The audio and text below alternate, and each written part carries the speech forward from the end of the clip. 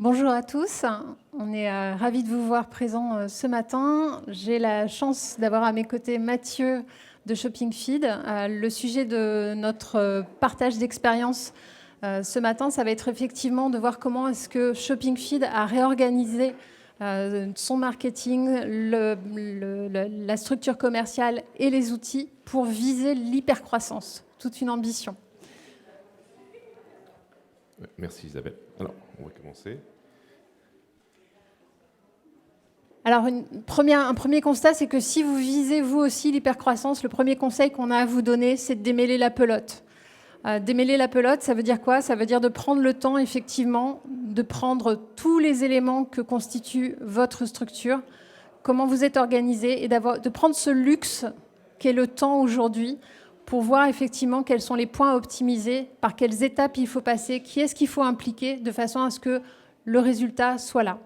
Donc là, vous avez l'exemple de quelqu'un que vous devez peut-être reconnaître, qui prend le temps effectivement de démêler la pelote.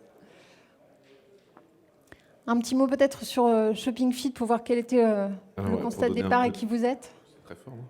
Pour donner un peu de contexte, alors ouais, en fait, Shopping Feed, on est un logiciel SaaS et on va aider les e-commerçants à diffuser leurs produits sur les différents leviers comme les marketplaces, Amazon ou les leviers d'acquisition, Google Shopping ou Criteo. Donc c'est notre métier d'accompagner les commerçants dans cette démarche-là et on est une soixantaine de personnes sur plusieurs pays, France, Italie, ES et US. Et donc ça nécessite un peu d'organisation pour faire cohabiter et travailler tout le monde ensemble.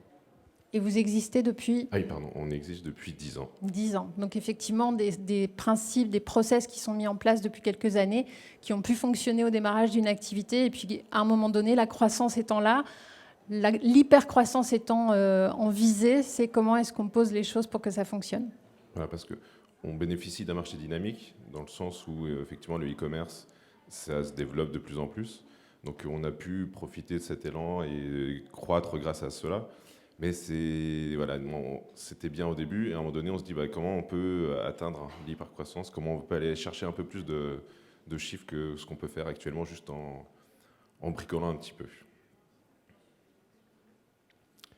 Donc par rapport, justement, si on revient sur ce côté bricolage, alors on pourrait dire qu'on est très agile, mais ça fait donc depuis 10 ans qu'on existe. On a grandi, on s'est staffé, on s'est organisé, les équipes se sont créées au fur et à mesure. Mais ce qui fait que, en fait, un des soucis, c'était on n'avait pas on va dire une organisation générale. C'était un peu chaque équipe allait s'organiser, trouver ses bonnes pratiques, et donc chaque équipe allait choisir son outil. Et le problème de ça, c'est forcément que trop d'outils, trop de manque de coordination. Donc il y avait un vrai sujet par rapport à ça. Un autre sujet, c'est effectivement, le problème, c'est que d'avoir plusieurs outils, ça veut dire qu'il y a plusieurs informations aux différents endroits. Alors ça peut être la même information, mais avec des dates différentes, des actualisations qui ne se font pas.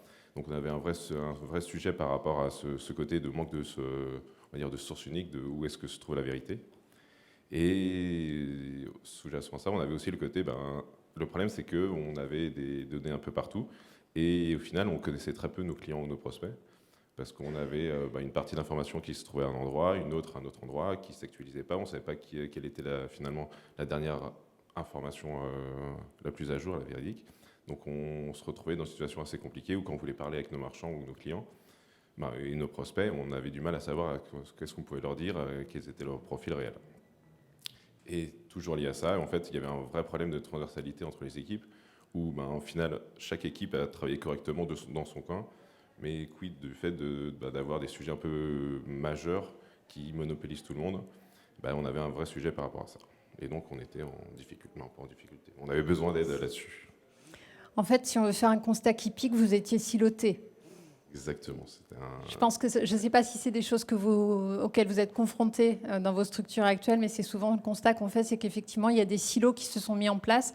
Ça fonctionne, mais dans le silo en interne, mais l'information ne passe pas forcément de part et d'autre. Et du coup, on a une perte énorme d'information, de productivité, d'efficience et donc de qualité.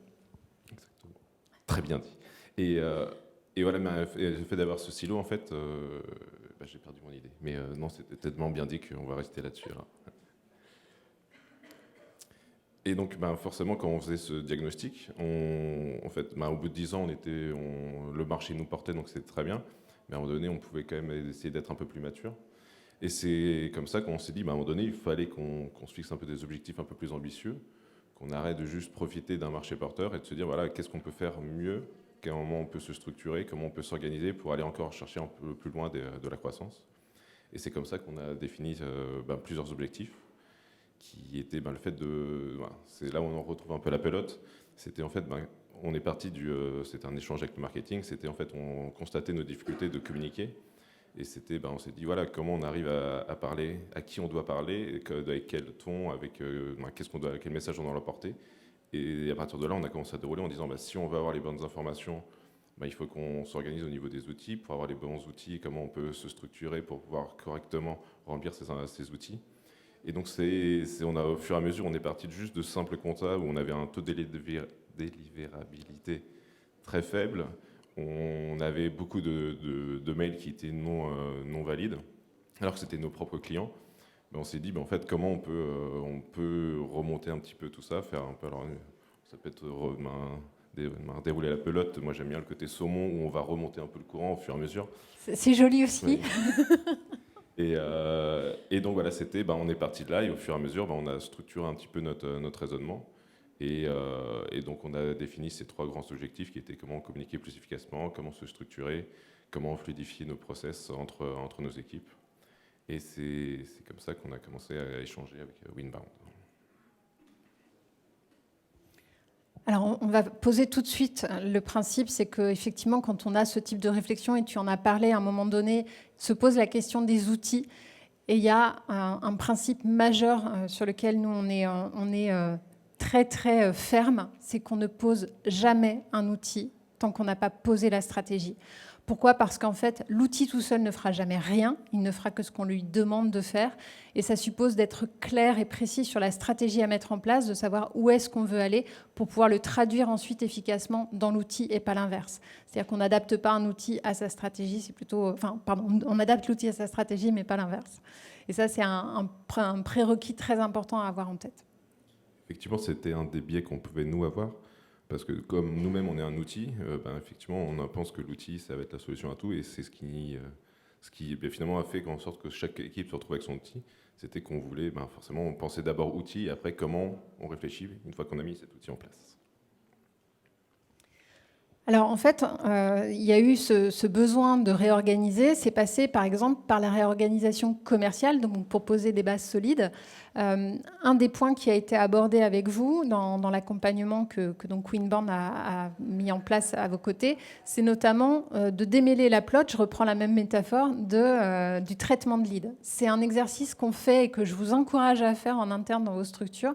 C'est extrêmement intéressant parce que l'idée, c'est de partir du point en fait de contact de vos prospects, que ce soit online ou offline, et de dérouler le schéma que vous voyez, qui est réellement celui de Shopping Fit quand on a fait le point. C'était de voir qu'est-ce qui était prévu lorsque un contact s'engager avec la marque. Est-ce qu'il y avait une communication qui était engagée? Est-ce qu'il y avait un workflow qui était mis en place, une séquence qui était prévue de contact? Est-ce qu'il y avait un contact commercial qui était engagé par un phoning, par exemple, ou autre?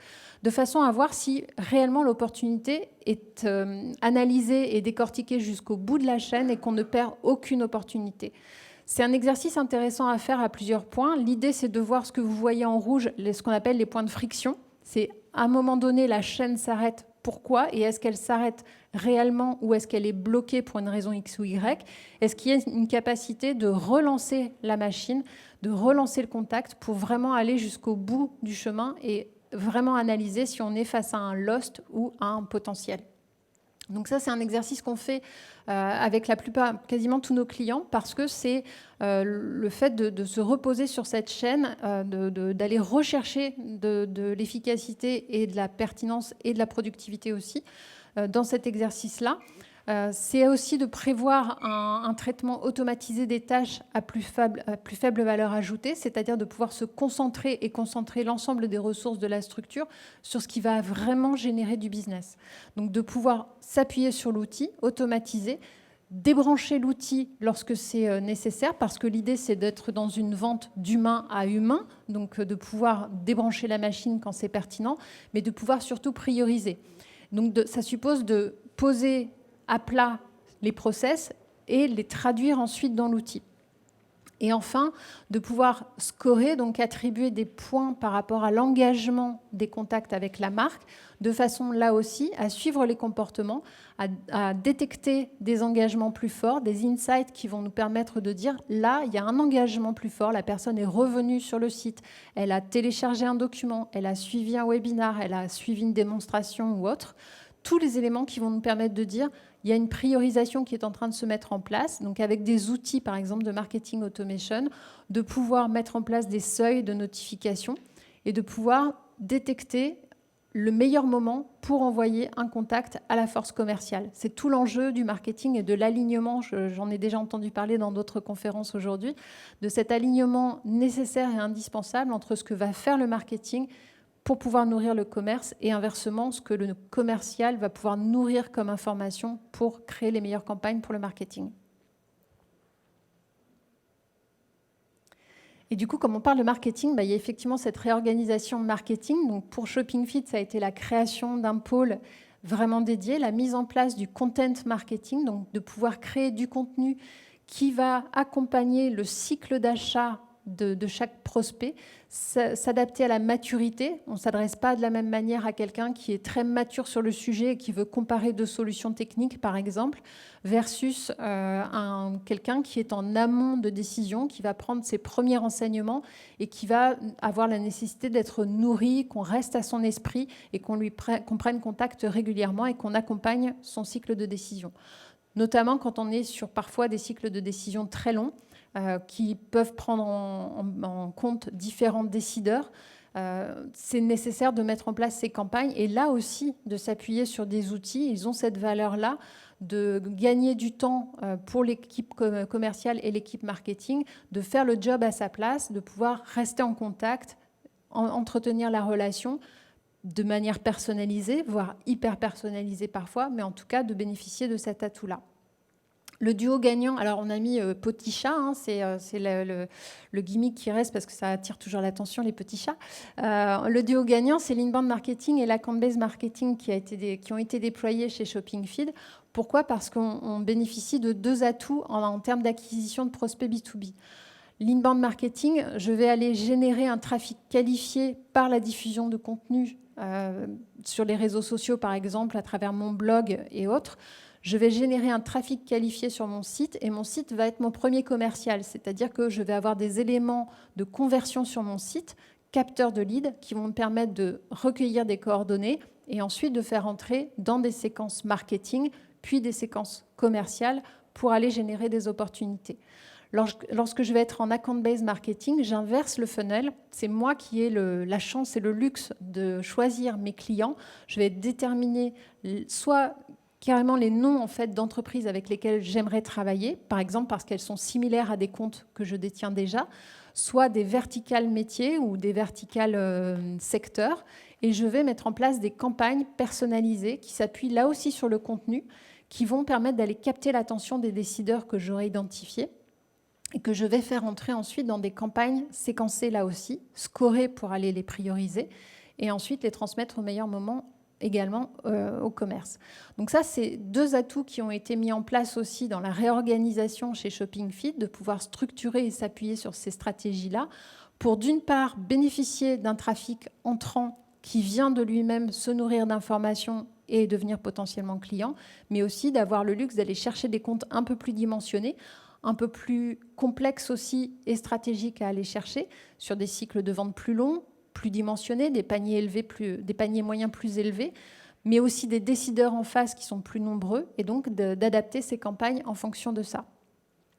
L'objectif, c'était aussi de rechercher des optimisations par rapport à la semi-automatisation, donc avec le lead nurturing, également de bénéficier de l'outil, et je redis bien, en ayant bien posé la stratégie avant, de pouvoir s'appuyer sur cette semi-automatisation. On parle de semi-automatisation parce que, je le redis, l'intérêt, c'est pas que la machine fasse tout, c'est qu'elle aide sur les tâches à plus faible valeur ajoutée et qu'on la débranche pour pouvoir entrer en relation directe une fois qu'on a capté l'attention.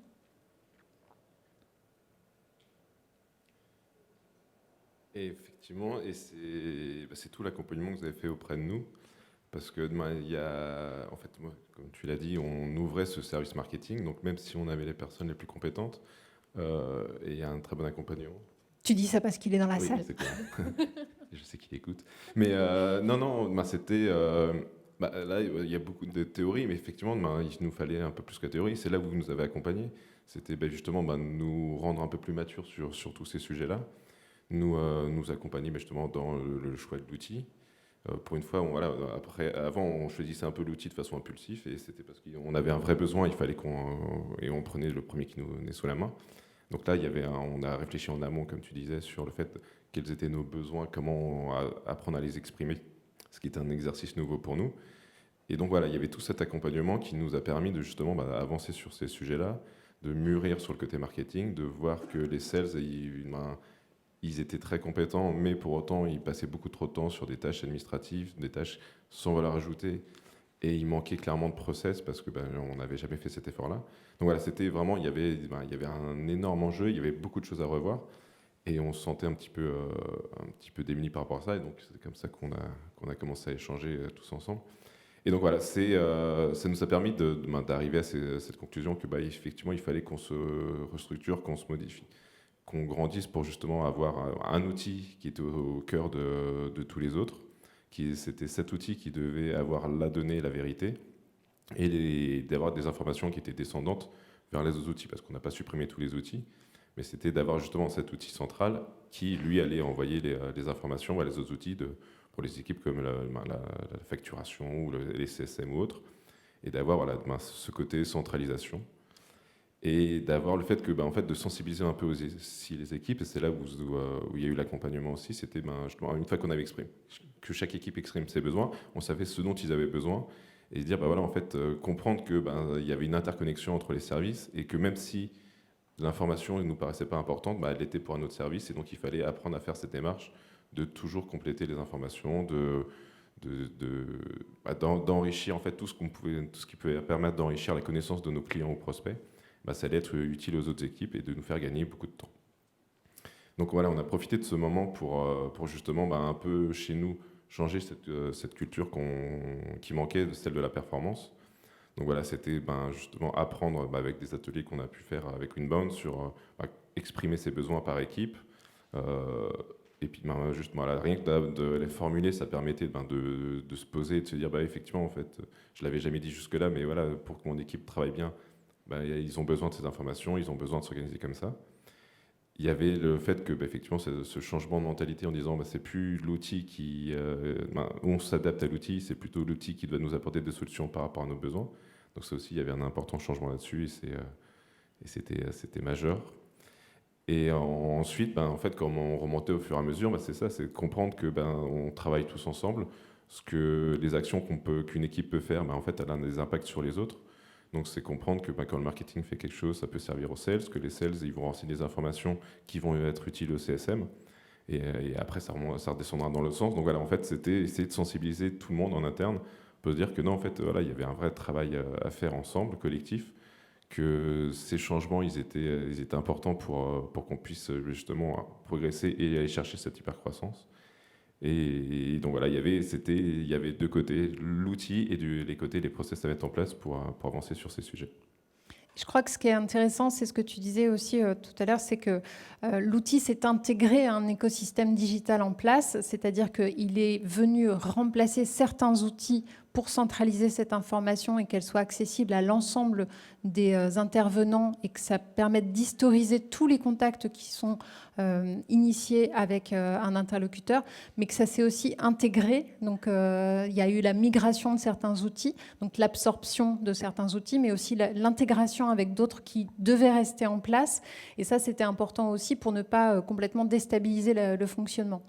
C'est ça, voilà. Il y avait des outils qu'on pouvait grouper, qui étaient un peu en doublon, Et donc, on avait un intérêt à pouvoir justement les recentraliser. Après, il y a d'autres outils qui sont peut-être plus spécialisés, où ceux-là, on ne pouvait pas se permettre de les perdre. Et donc, c'était comment on allait réfléchir pour les faire travailler ensemble. Le sujet, c'était justement, en fait, c'est pas tous les outils qui communiquent dans tous les sens. C'était, en fait, il y avait un outil central et lui descendait les informations. Donc, aussi, les équipes apprennent à manipuler plusieurs outils. Elles le faisaient déjà, mais là, elles ont un sens en disant, voilà, je sais que l'information, je vais mettre ici. On va dessiner des process pour que ça se complète correctement. Donc, voilà, il y avait c'était vraiment un changement de mentalité important pour nous. Ce qui nous amène justement au point de vigilance, parce que forcément, des changements assez massifs comme ça ne se fait pas sans quelques freins ou le points à surveiller, parce qu'il y a beaucoup de mentalités qui doivent évoluer, on change des habitudes.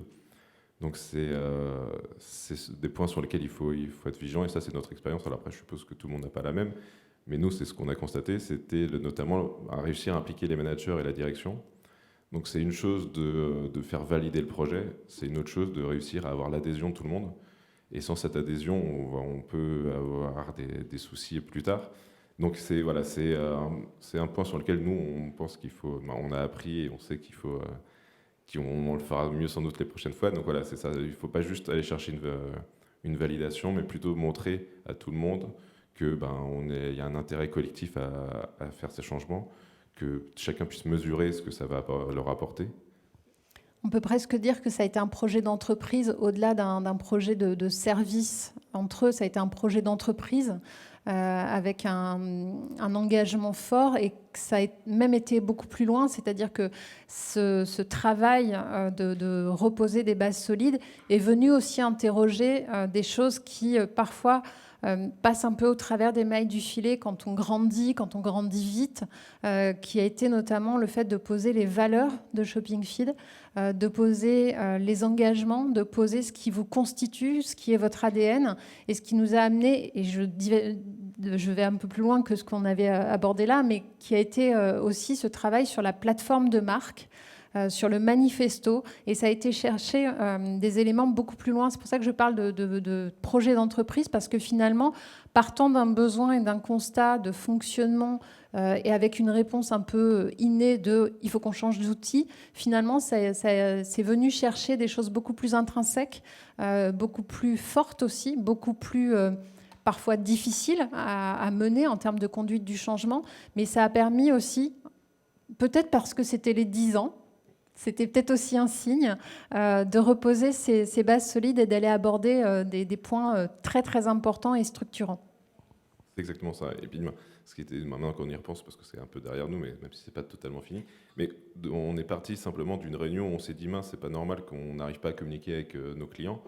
Et on est arrivé jusqu'effectivement toutes ces plateformes de marque, tous nos services se sont organisés, on se fait accompagner dans les commerciaux, les CSM, les sales, la tech. Et donc, voilà, c'est un vrai, effectivement, je pense que ça coïncide avec les 10 ans, mais il y a une vraie étape, il y a un souci de dire, voilà, en fait, on a atteint nos 10 ans maintenant, qu'est-ce qu'on peut faire pour les prochaines étapes? On a cherché à survivre pendant 10 ans, maintenant, comment on fait pour vraiment exister et grandir et se développer? Donc, ouais, alors après, je sais pas, est-ce que les autres points de vigilance, on a déjà un peu abordé ici, mais voilà, moi, le côté intérêt collectif, mais aussi individuel, c'est le fait que, pour vendre un peu l'idée à tout le monde, il faut l'intérêt collectif va pas suffire. Ça va être dur d'impliquer tout le monde sur le fait de se dire, ouais, pour l'entreprise, c'est ce qu'il y a de mieux. Il faut réussir à montrer que pour eux, dans leur quotidien, dans leurs tâches, dans leur mission, ils vont s'y retrouver aussi. Alors, c'est pas toujours simple, parce que des moments, effectivement, il y en a qui vont être un peu plus impactés que d'autres, un peu plus d'efforts à faire, mais de rendre un peu le sujet au niveau des individus, ça permet quand même de mieux vendre le sujet, d'avoir une adhésion un peu plus forte, ce qui rejoint le point 1, ou qui est primordial pour impacter et changer tout le monde. Mais je crois qu'on fonctionne tous un peu pareil, c'est-à-dire qu'à partir du moment où on trouve le bénéfice dans ce qui est mis en place, on est humain avant tout, et on va aller chercher son bénéfice à partir du moment où il est clair et qu'il est bien exprimé et valorisé, on peut s'engager. Si cette notion-là n'est pas encore bien posée, si les choses sont floues, c'est sûr que l'engagement va être différent. Et comme on le dit, c'est un projet d'entreprise, ça embarque les équipes, ça embarque la direction, ça embarque des enjeux parfois très forts. Et du coup, c'est nécessaire que chacun voit son bénéfice dans ce qui va être mis en place. Exactement. Et ils se sentent aussi valorisés si on les implique. Parce que des moments, ils vont être un peu en réaction parce qu'ils auront l'impression qu'on aura décidé sans eux. Alors que si on arrive justement à les impliquer un peu plus, à leur montrer qu'ils y ont intérêt et qu'ils ont aussi un pouvoir dans certaines décisions, dans certaines orientations, et on aura une meilleure adhésion. Et ça rejoint le point suivant qui est le côté, il faut savoir un peu écouter aussi les freins qu'ils vont pouvoir exprimer, notamment dans nos accompagnements, on a eu le côté où à un moment donné, on faisait des démonstrations sur comment les équipes allaient utiliser l'outil. Derrière, il y avait un peu le fait, je ne sais plus comment vous appelez ça chez vous, mais le tableau où on va dire, en fait, par rapport à la démonstration, il y a ça qui me pose question. L'expression de besoin ? Non, alors c'est celui d'après. Bon, après, toujours dit, voilà, il y a un petit tableau qu'on partage avec vous. Ouais. Mais je ne sais pas où elle est. Mais voilà, le côté où justement, il va y avoir des freins qui vont être exprimés ici, et c'est de les considérer, donc sans pour autant se déjuger derrière complètement et de fléchir et de revenir sur sa décision. Montrer qu'on écoute bien savoir écouter les freins, c'est important effectivement de ne pas se voiler la face, d'accepter aussi qu'il y ait des freins au changement, c'est quelque chose qui existe, et de savoir écouter pour en prendre compte, sans, comme tu le dis, se déjuger pour autant dans son choix, mais accompagner encore mieux à l'appropriation, l'acculturation et l'adoption de nouvelles pratiques et ou de nouveaux outils. Et je crois qu'on a fait le tour. J'espère que ça vous a éclairé un peu sur les choses qu'on peut mettre en place, sur des projets effectivement qui parfois peuvent partir d'un tout petit bout de la pelote, et quand on la déroule et qu'on la démêle finalement, ça vient chercher d'autres enjeux. C'est important de savoir aussi qu'il y a des craintes parfois qu'on peut avoir à se lancer dans ce type de projet, mais qu'il y a des réussites aussi, et que, en tout cas, ce qui est mis en place aujourd'hui chez Shopping Feed le prouve. Il y a plein de choses qui sont encore à faire, c'est une réalité, mais en tout cas, les bases sont beaucoup plus solides. Les équipes sont embarquées. Il y a les 10 ans qui sont passés et qui ont donné naissance, je crois, à un nouveau site qui est sorti aussi. Oui, tout à fait. Donc voilà, donc c'est vrai que c'était ambitieux, ça a demandé beaucoup d'implication, mais ça a aussi permis aujourd'hui de pouvoir sereinement viser cette hypercroissance qui se dessine. C'est l'objectif et on va y arriver. Ouais. Ok, merci beaucoup. Merci à toi.